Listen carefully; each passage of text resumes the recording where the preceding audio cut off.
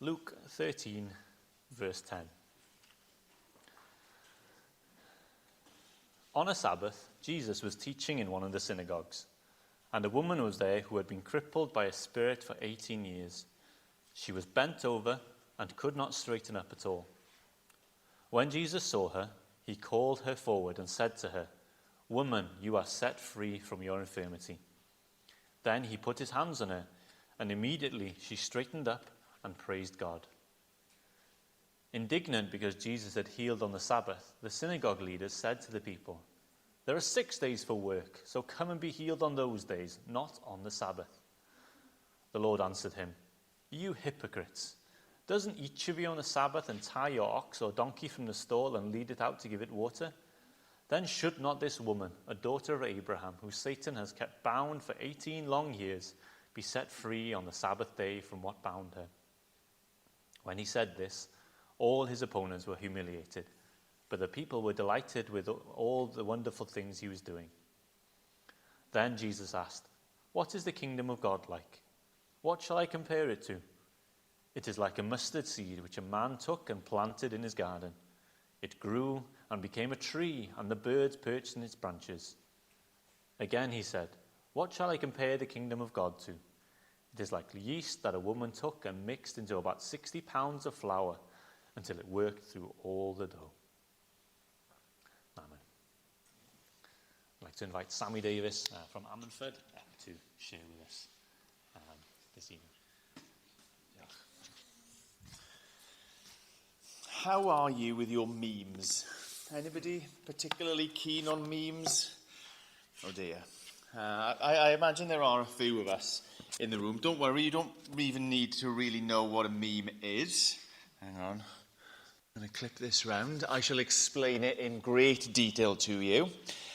So imagine you're on Facebook, you're on Instagram, you're on Twitter, what have you, and you see a caption that says something along the lines of, "Tell me you don't blank without telling me you don't blank."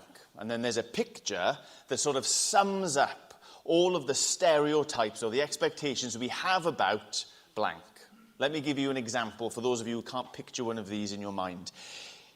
Sports fans, tell me you're a glory hunter without telling me you're a glory hunter. Glory hunter is someone who just supports a team because they know that they're going to be able to celebrate victory at the end of it. And then the photo would be somebody dressed from head to toe in Manchester City kit.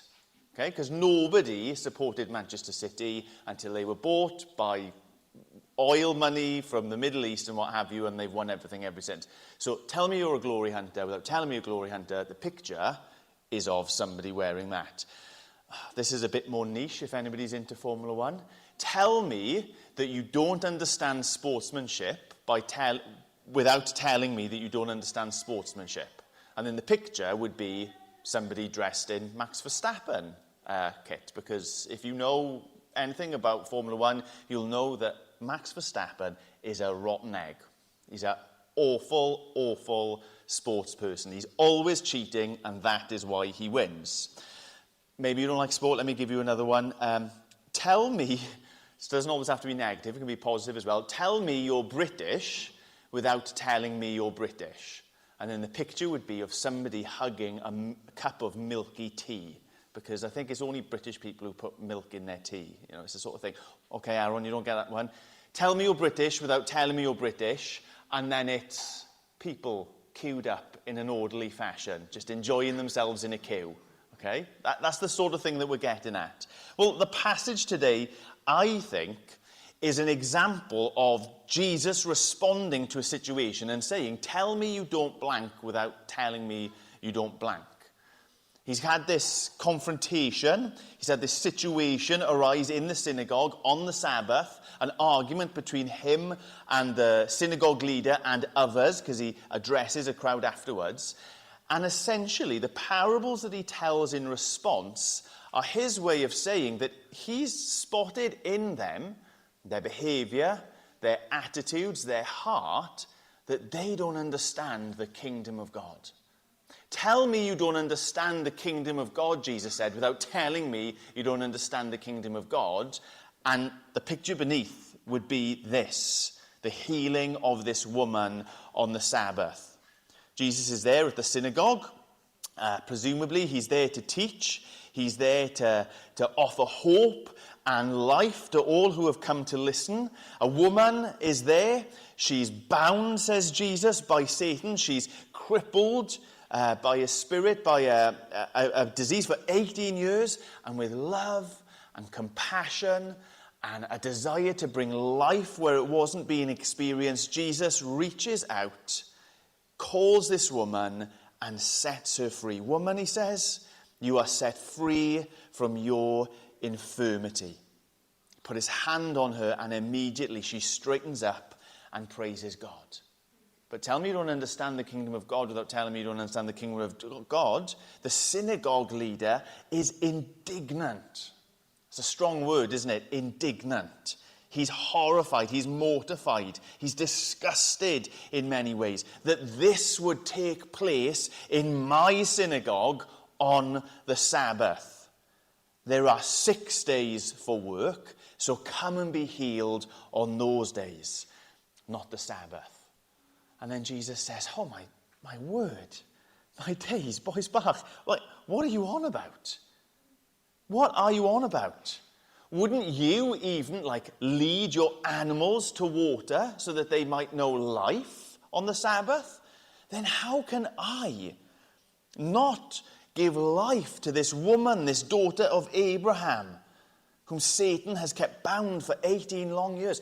Why would I not set her free and give her life on the Sabbath? Now, the funny thing is, we would probably read that encounter and say, that is them showing that they don't understand the Sabbath, wouldn't we? We'd say, tell me you don't understand the Sabbath, without telling me you don't understand the Sabbath, argue with Jesus about the Sabbath. But Jesus' immediate response, it's not quite so clear in the NIV, in the ESV, my CSB here, it's really strongly linked. Verse 18, because of that, it says, therefore, Jesus asked, what is the kingdom of God like? What can I compare it to? That's not Jesus musing. That's not Jesus taking on a philosophical moment. To what can I compare a summer's day? He's not doing that. He's got his head in his hands and he's desperately frustrated and upset, and any other word you care to load into it, that these folks clearly don't understand the kingdom of God.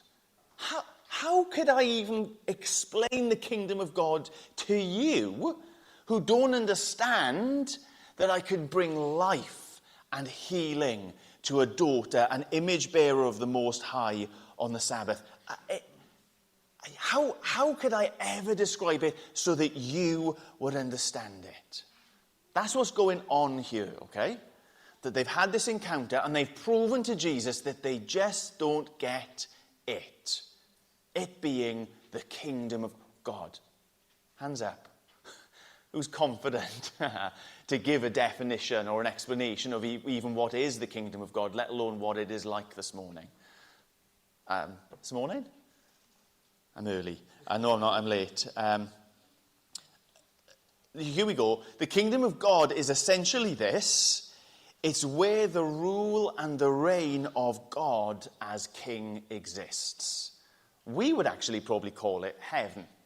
That place, that realm, that life, where there is this immediacy to God and his will being done, his rule being felt, his blessing being experienced.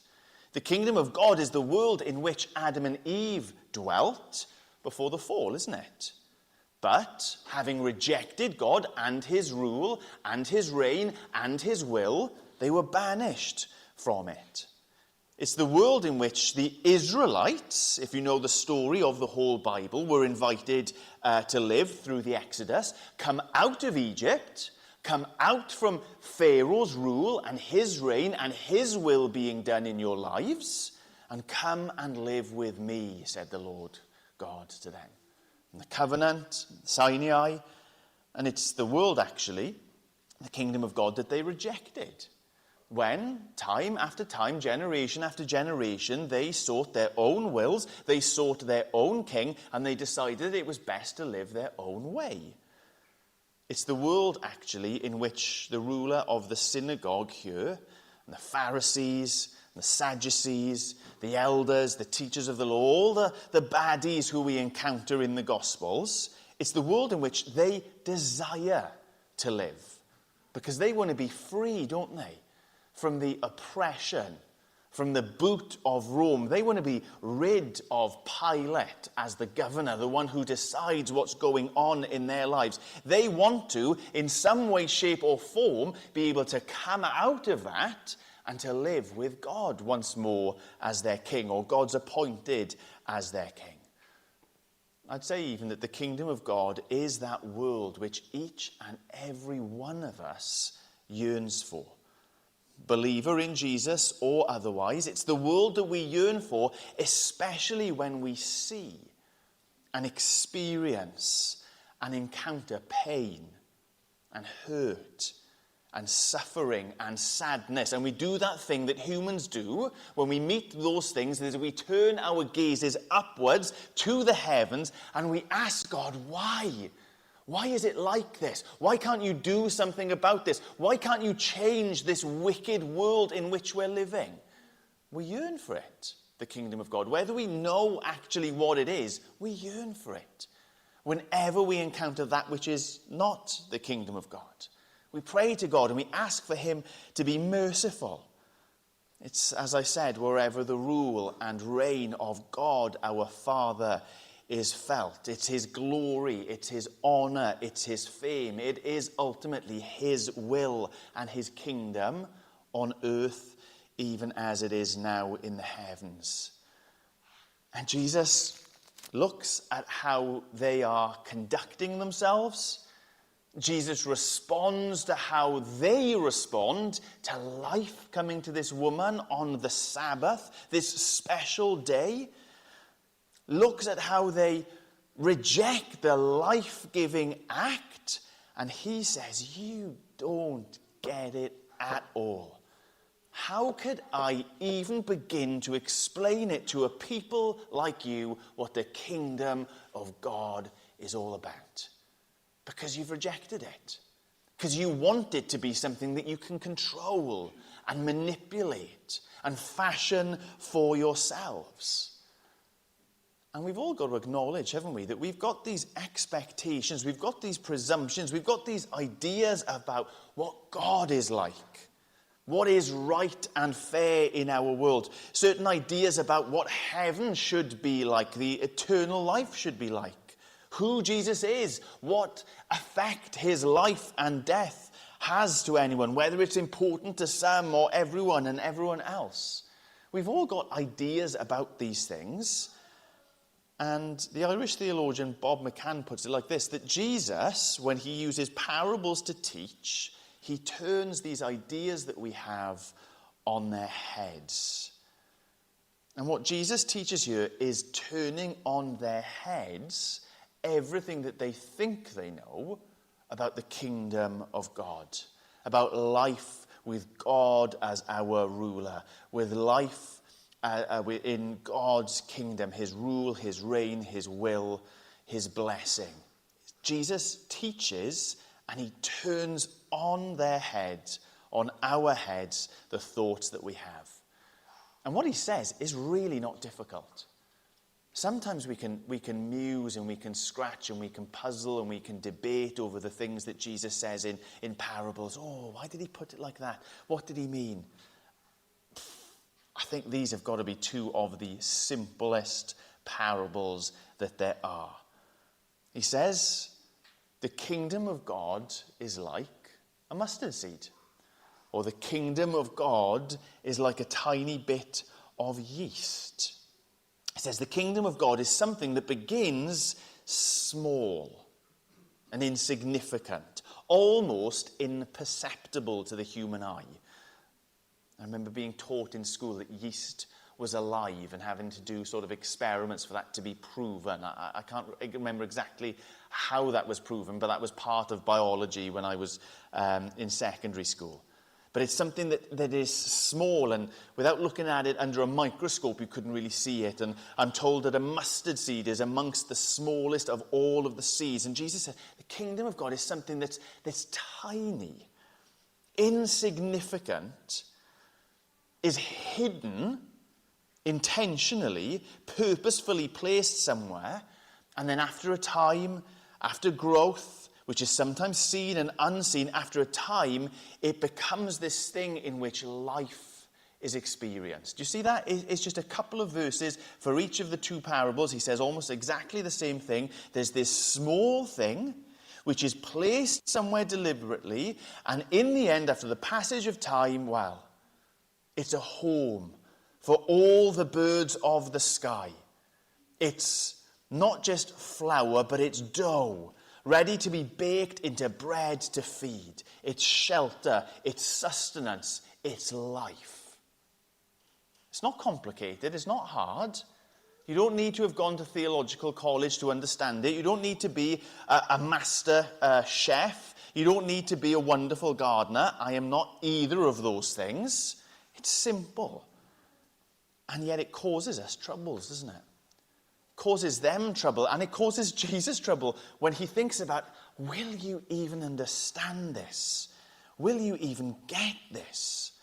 That the kingdom of God is not something big and impressive, and yet it is something that will bring life.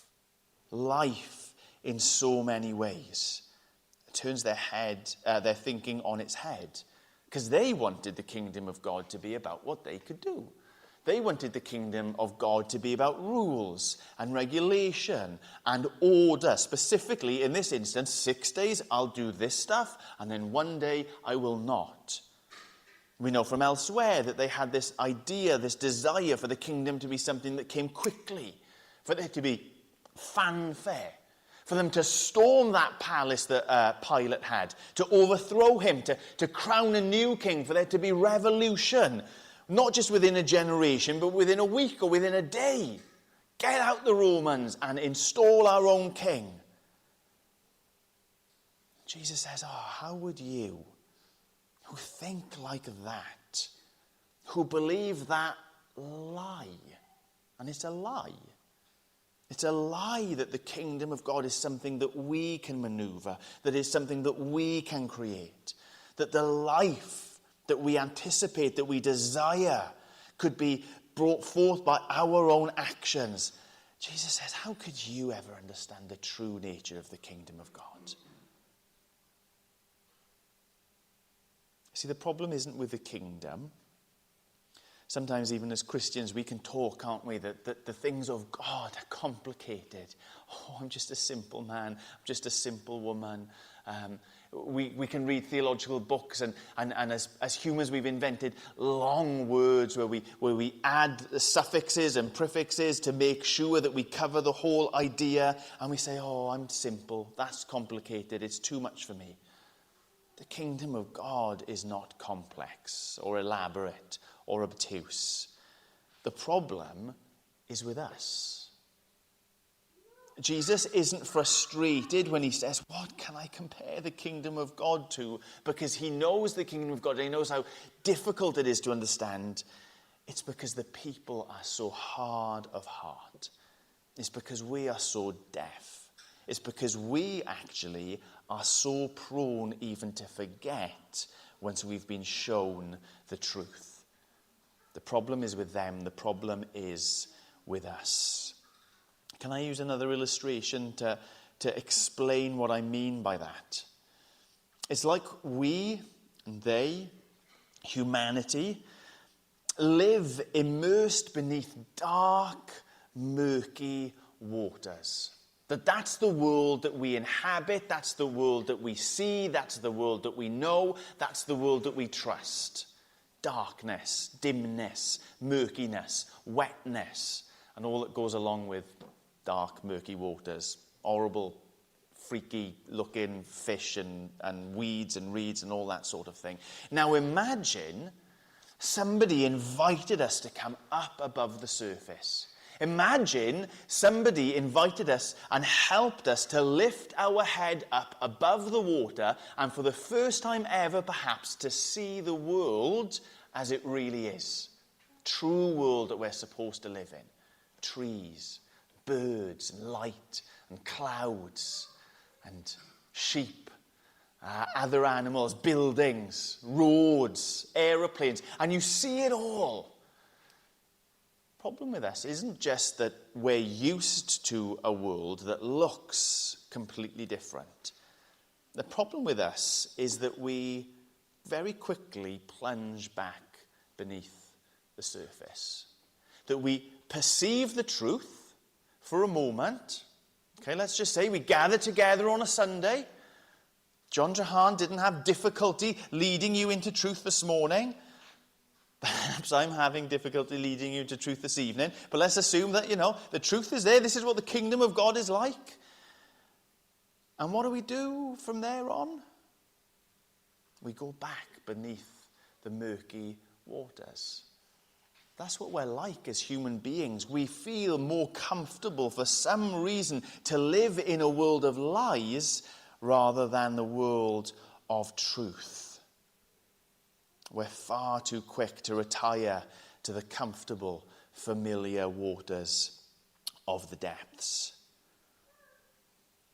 The kingdom of God is so simple. It's like a mustard seed. It's tiny. Put it in the ground, give it a bit of time. It's a tree. And all the birds of the sky can come and live in it. The kingdom of God is so simple. It's like a bit of yeast. Tiny little bit of yeast. You can get a huge, what did it say? 60 pounds of flour. That's a lot. That's too much for a loaf of bread. Put a little bit of yeast in it, give it time. It'll work its way through and you'll have dough ready for baking and ready for feeding. And we actually know what Jesus can do with even the tiniest little bit of bread, don't we? How many people can be fed? It's about life coming forth. But you know what? Even if we don't understand those parables, even if they don't stick in our minds, we have Jesus. We have Jesus to reveal to us the truth of God and ourselves and everything in between. We have Jesus to reveal to us the truth about the kingdom of God. In some senses, you could say he is the mustard seed. He is the yeast. Nothing could have been smaller. No one could have been more insignificant than a poor lad from a one-parent family in Nazareth. There is nothing impressive there. There is nothing to catch one's eye. Nothing could have been more disappointing than a religious leader who turns up to a synagogue and is told off by the person who's in charge. Nothing could have been more imperceptible than someone who ended up being conspired against and convicted from the group of people who should have been his peers, the religious leaders. Nothing could have been more unimpressive than someone who is arrested quietly, on the hush, tried hastily at night and executed quickly before being buried in the ground. And we know what they said as he hung on the cross. He has called himself the Messiah. He has proclaimed himself to be the Savior. He claims to be able to save other people, but he can't even save himself. He's pathetic. He's tiny. He's unimportant. He might as well be thrown on the scrap heap. And the cross is foolishness to those who are perishing, isn't it? The cross is folly to those who live in the murky waters. How can we explain the grace of God, the hope of salvation, to a world that wants to live somewhere else? And yet it does make sense, doesn't it? It makes so much sense that the one who died, that small seed who was placed in the ground, that tiny bit of yeast that was inserted into the flour, the one who was killed and then was buried so purposefully, was bringing the kingdom of God. In love, the scriptures say, Christ offered himself as a sacrifice for us. It started with one. One in a couple of billion. And through the resurrection, it multiplied to 11, and then to 100, and then to a few thousand, and now, 2 millennia later, billions of people who know and have experienced and have passed on into life and shelter and feasting through Jesus. The kingdom of God is not complicated. The kingdom of God is easy and it's obvious. It's life flowing from him. It's life offered to all who come to him. And yet Jesus says, how could you get that? How could you even begin to imagine living in it? Of course you can't. Of course we can't. Because we're not looking at the true world that Jesus has introduced us to, that Jesus invites us to. We spend far too much of our time listening to the propaganda of another kingdom. We spend all of our time beneath the murky depths of the water. Is it any wonder that so many of the things that Jesus said we still find hard? Jesus said, if your eye causes you to sin, chop it off, cut it out, because it is better to enter the kingdom of heaven blind than to go to the grave with both eyes working. And we say, it's a bit hard, isn't it? Must mean something else, like he must be using hyperbole to teach like a much simpler lesson for us. How can I explain the kingdom of God to you, says Jesus? Because you are trusting in, you are listening to someone else.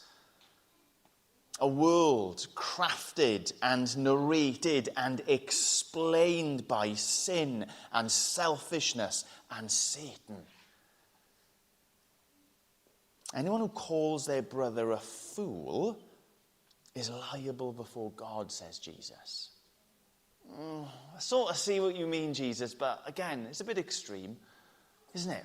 Just to call someone a nasty name, especially if they are being foolish.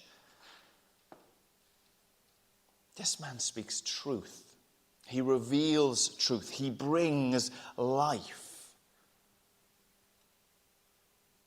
And the real problem with the synagogue leader, the real problem with us, is that we choose not to listen. Or we listen for a time, but then we spend the rest of our time listening to something else.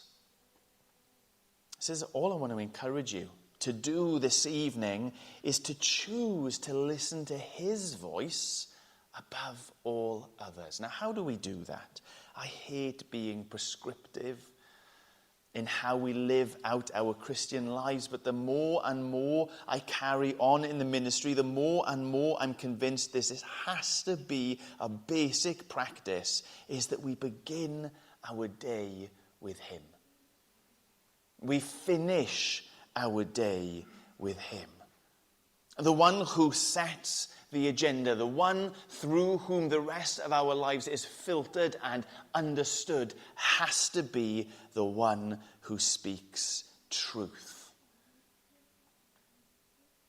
When you stop and you think about it, how sad must it be for us to begin our days not with God's word, but with, I don't know, pick an app. Facebook, Instagram, they're two that I tend to open up quite quickly.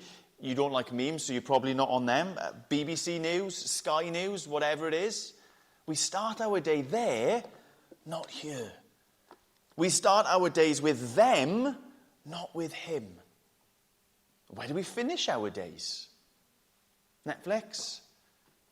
I'm trying to think of an author. I was going to say Joan Collins. Does she write books? Where's that come from? That is so random. Patricia Cornwell.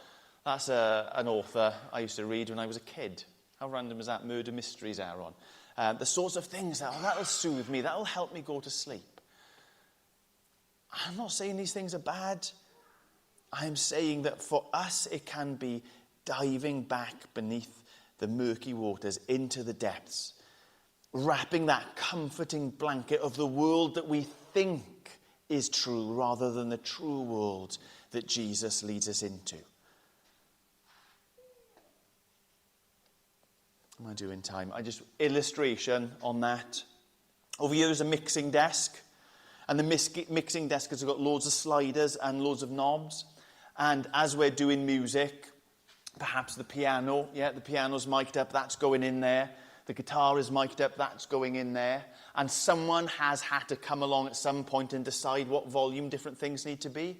Can you imagine coming in one morning, one evening, and the guitar is turned up to 11, the piano is turned down to 0.5, and you can't hear the melody for... No, I play the guitar as well. Just for the row that's going on over there.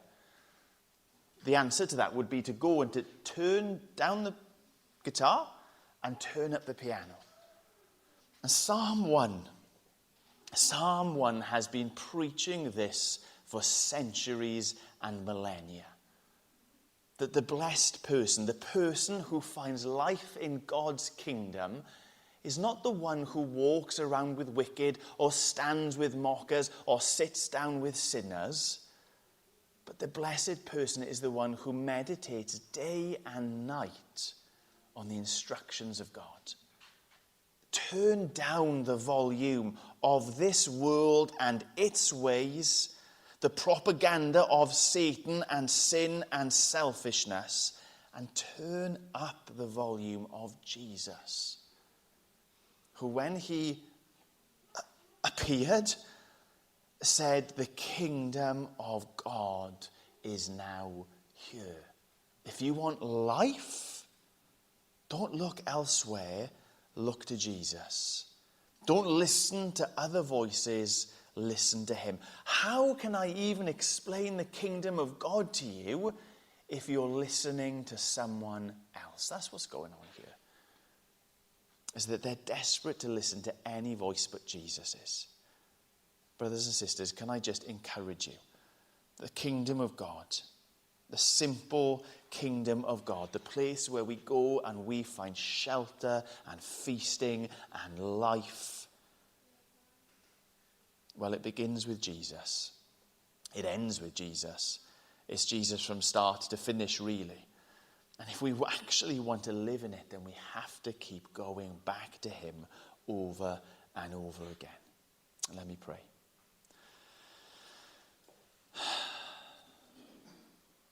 Lord God, I confess that far too much of my time, far too much of my attention, far too much of my affection is directed somewhere other than the Son who gave himself so that I might find life.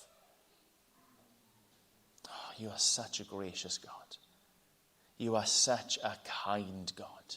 You want the birds in the sky to find a place to nest. You want the people in the town to have bread to eat. You want those who bear your image to know you and to walk with you and find life and enjoy life with you. Lord, help us to be a people, not just who glimpse above the surface for an hour or two on a Sunday, not just people who glimpse above the surface for 5 or 10 minutes every morning and then go back to the world. Help us to be a people who look to you, who listen to you, who put you first and last in their lives, that we might know the truth. That we wouldn't just understand as an idea the kingdom of God, but that we would be recipients of, that we would be citizens of, that we would find the life that comes from it. Lord God, help us. Help us to be people who turn to you first and last. In Jesus' name, amen.